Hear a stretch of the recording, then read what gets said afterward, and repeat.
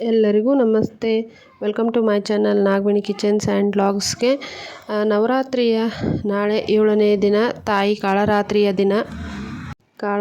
ದಿನ ತಾಯಿಗೆ ಇಷ್ಟವಾದ ಹೂವು, ಇಷ್ಟವಾದ ಬಣ್ಣ, ತಾಯಿಯ ಕತೆ, ಮಂತ್ರ ಹಾಗೂ ತಾಯಿ ಆರಾಧನೆ ಹೇಗೆ ಅನ್ನೋದನ್ನು ಈ ವಿಡಿಯೋದಲ್ಲಿ ನೋಡೋಣ. ಬನ್ನಿ ಹಾಗಾದರೆ ವಿಡಿಯೋನ ಶುರು ಮಾಡೋಕ್ಕಿಂತ ಮುಂಚೆ ನನ್ನ ಚಾನಲನ್ನು ಯಾರ್ಯಾರು ಇನ್ನೂ ಸಬ್ಸ್ಕ್ರೈಬ್ ಮಾಡ್ಕೊಂಡಿಲ್ಲ ಪ್ಲೀಸ್ ಸಬ್ಸ್ಕ್ರೈಬ್ ಮಾಡ್ಕೊಳ್ಳಿ, ಲೈಕ್ ಮಾಡಿ, ಶೇರ್ ಮಾಡಿ, ಕಮೆಂಟ್ ಮಾಡಿ ಅಂತ ಹೇಳ್ತಾ ವಿಡಿಯೋನ ಶುರು ಮಾಡೋಣ. ಮೊದಲನೇದಾಗಿ ತಾಯಿ ಕಾಳರಾತ್ರಿ ಯಾವ ರೂಪದಲ್ಲಿ ಇರುತ್ತಾರೆ ಅನ್ನೋದನ್ನು ನೋಡ್ತಾ ಹೋಗೋಣ. ಕಾಳರಾತ್ರಿಗೆ ತಾಯಿ ದೇವಿ ಭಯಾನಕ ಕಣ್ಣುಗಳನ್ನು ಹೊಂದಿರುತ್ತಾರೆ. ಅವರಿಗೆ 3 ಕಣ್ಣುಗಳಿವೆ, 4 ಕೈಗಳನ್ನು ಆ ತಾಯಿಗಿವೆ. ಈಕೆಯು ತನ್ನ ಮೇಲೆ ಬಲಗೈ ಅಂದರೆ ತಾಯಿಯ ಬಲಗೈ ವರದ ಮುದ್ರೆಯಲ್ಲಿರುತ್ತದೆ ಮತ್ತು ಕೆಳಗಿನ ಬಲಗೈ ಅಭಯ ಮುದ್ರೆಯಲ್ಲಿರುತ್ತದೆ. ಎಡಭಾಗದಲ್ಲಿರುವ ಒಂದು ಕೈಯಲ್ಲಿ ಕಬ್ಬಿಣದ ಮುಳ್ಳುಗಳಿಂತಿರುವ ಆಯುಧವನ್ನು ಮತ್ತು ಇನ್ನೊಂದು ಕೈಯಲ್ಲಿ ಖಡ್ಗವನ್ನು ಹಿಡಿದುಕೊಂಡಿರುತ್ತಾಳೆ ಮತ್ತು ಕತ್ತೆಯ ಮೇಲೆ ಸವಾರಿ ಮಾಡುತ್ತಾಳೆ. ಘೋರ ಕಪ್ಪು ಮೈಬಣ್ಣವನ್ನು ಹೊಂದಿರುವ ತಾಯಿ ಬಿಚ್ಚಿದ ದಟ್ಟವಾದ ತಲೆಕೂದಲು, ಕೊರಳಿನಲ್ಲಿ ರುಂಡಮಾಲೆ ಹಾಗೂ ಬಾಯಲ್ಲಿ ಉರಿಯುವ ಬೆಂಕಿಯನ್ನು ಹೊಂದಿರುತ್ತಾಳೆ. ಪುರಾಣಗಳ ಪ್ರಕಾರ ಕಾಳರಾತ್ರಿಯ ದೇವಿಯು ಶುಂಭ-ನಿಶುಂಭರ ಸಂಹಾರ ಮಾಡಲು ಈ ರೂಪವನ್ನು ತೆಗೆದುಕೊಂಡಳು ಎಂದು ಹೇಳಲಾಗುತ್ತದೆ. ಕಾಳರಾತ್ರಿ ದೇವಿಯ ಪೂಜೆಯ ಪ್ರಯೋಜನ. ಕಾಳರಾತ್ರಿಯ ದೇವಿಯನ್ನು ಪೂಜಿಸುವುದರಿಂದ ವ್ಯಕ್ತಿಯು ಸಕಲ ಸಿದ್ಧಿಗಳನ್ನು ಹೊಂದುತ್ತಾನೆ ಎನ್ನುವ ನಂಬಿಕೆ. ಮಹಾಶಕ್ತಿಗಳನ್ನು ತಾಯಿಯ ಮೇಲಿನ ಭಕ್ತಿಯು ದುಷ್ಟರನ್ನು ನಾಶಪಡಿಸುತ್ತದೆ ಮತ್ತು ಎಲ್ಲ ರೀತಿಯ ಗ್ರಹಗಳ ಅಡೆತಡೆಗಳು ಕೂಡ ನಿವಾರಿಸುತ್ತದೆ ಎಂಬ ನಂಬಿಕೆಯೂ ಕೂಡ ಇದೆ. ಕಾಳರಾತ್ರಿಯ ದೇವಿಯ ದಂತಕಥೆಯ ಪ್ರಕಾರ ರಾಕ್ಷಸರಾದ ಶುಂಭ-ನಿಶುಂಭರು ತಮ್ಮ ರಕ್ತಬೀಜಾಸುರ ಹಾಗೂ 3 ಲೋಕಗಳಲ್ಲಿ ತಮ್ಮ ಭಯವನ್ನು ಸೃಷ್ಟಿಸುತ್ತಾರೆ.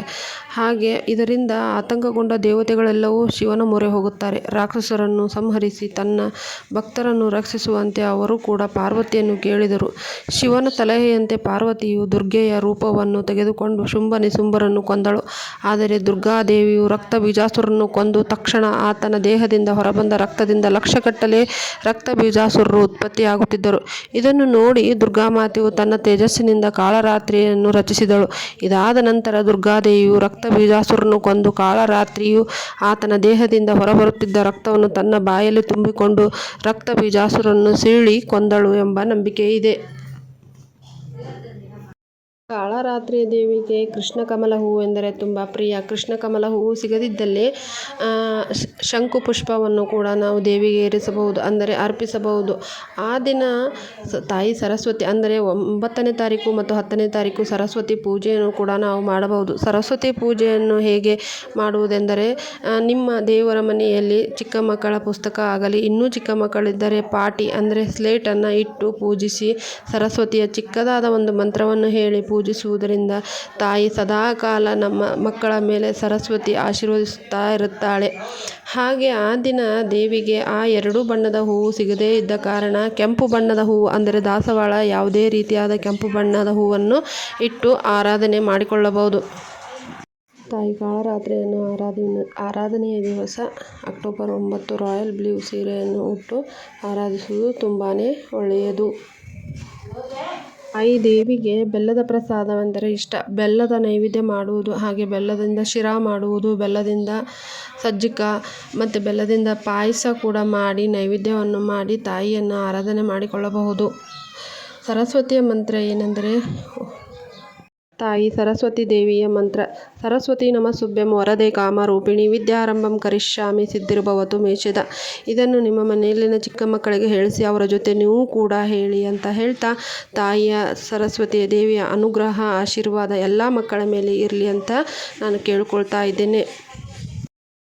ಮೊದಲಿಗೆ ಹೇಳಿದಂತೆ ಬೆಲ್ಲದ ನೈವೇದ್ಯ, ಒಬ್ಬಟ್ಟಾಗಿರಲಿ, ಶಿರಾ ಆಗಿರಲಿ, ಯಾವುದು ನಿಮ್ಮ ಕೈಯಿಂದ ಸಾಧ್ಯವೋ ಆ ಒಂದು ಬೆಲ್ಲದಿಂದ ಮಾಡಿದ ಪ್ರಸಾದವನ್ನು ತಾಯಿಗೆ ಅರ್ಪಿಸಿ ತಾಯಿಯ ಆರಾಧನೆಯನ್ನು ಮಾಡೋಣ. ತಾಯಿ ಕಾಳರಾತ್ರಿ ದೇವಿಯ ಮಂತ್ರ ಪಠಣ. ಸ್ಕ್ರೀನ್ ಮೇಲೆ ಬರುವಂಥ ಮಂತ್ರ: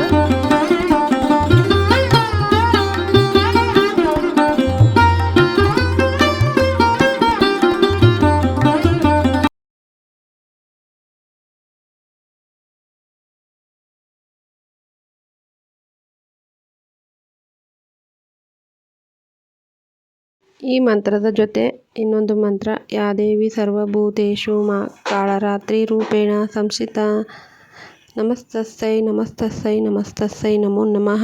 ಈ ಮಂತ್ರವನ್ನು ಕೂಡ ಹೇಳಿ ಕೂಡ ದೇವಿಯನ್ನು ಆರಾಧಿಸಬಹುದು. ಇದೆಲ್ಲವೂ ತಾಯಿ ದೇವಿ ಕಾಳರಾತ್ರಿ ಅಂದರೆ ನವರಾತ್ರಿಯ 7ನೇ ದಿನದ ಆರಾಧನೆ. ಈ ಮಾಹಿತಿ ಇಷ್ಟ ಆದಲ್ಲಿ ಲೈಕ್ ಮಾಡಿ, ಶೇರ್ ಮಾಡಿ, ಕಮೆಂಟ್ ಮಾಡಿ. ಪ್ಲೀಸ್ ಮರೀದೆ ಸಬ್ಸ್ಕ್ರೈಬ್ ಮಾಡ್ಕೊಳ್ಳಿ. ಇಲ್ಲಿವರೆಗೂ ನನ್ನ ವಿಡಿಯೋನ ಸ್ಕಿಪ್ ಮಾಡದೆ ನೋಡಿದ್ದಕ್ಕೆ ತುಂಬ ಧನ್ಯವಾದಗಳು.